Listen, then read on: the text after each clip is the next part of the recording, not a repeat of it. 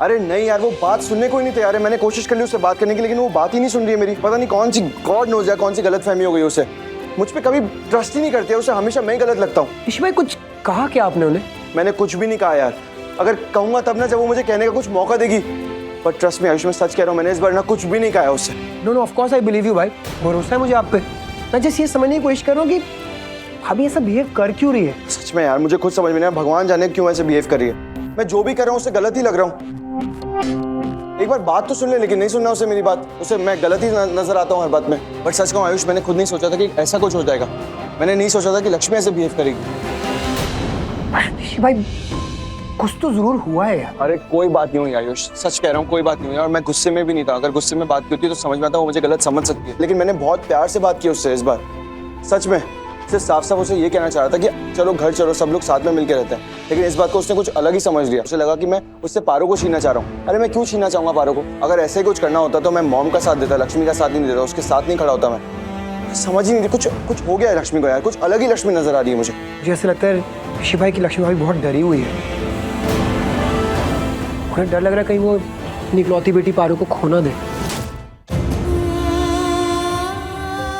बुरा लगेगा, बहुत बुरा लगेगा। पर और कोई रास्ता नहीं है शालू, इसीलिए मैं संभाल लूंगी। मैं सब संभाल लूंगी। एक मिनट, तू ये क्या बोल रही है? क्यों ऐसा बोल रही है कि बहुत बुरा लगेगा पर तू संभाल लेगी? क्योंकि मैं जो करने जा रही हूँ बर्दाश्त नहीं कर पाएगी। मतलब? कुछ नहीं, चल चलते चल। पारो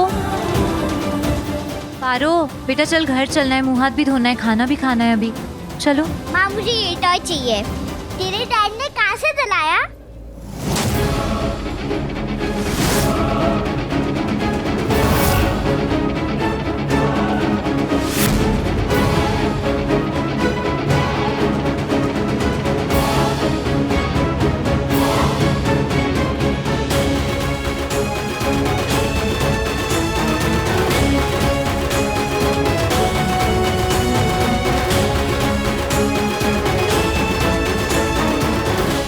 उसे डरने की जरूरत ही नहीं है। अगर वो एक बार अच्छे से मेरी बात सुन लेगी तो उसे डरना ही नहीं पड़ेगा। लेकिन नहीं, उसे मेरी बात ही नहीं सुननी है। वो मेरी बात समझने को तैयार ही नहीं है यार। पास्ट की वजह से ऋषि भाई,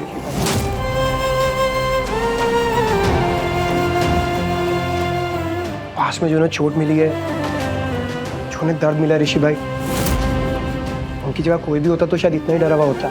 नानी बोलती है ना कि दूध का जला भी छाछ फूक फूक के पीता है, वही हो रहा है उनके साथ। ऋषि भाई लास्ट टाइम उनके साथ बहुत बुरा हुआ था यार। हम लोग जितना मर्जी अपोलोजाइज कर ले, जितना मर्जी सॉरी बोल दे उनको, पर जो दर्द वो सहन कर रही है, जो सहन उन्होंने करा है, वो हमें समझ कभी नहीं आएगा। उस दर्द को सिर्फ उन्होंने जिया है, उन्होंने महसूस किया सालों तक, शायद आज भी कर रही है।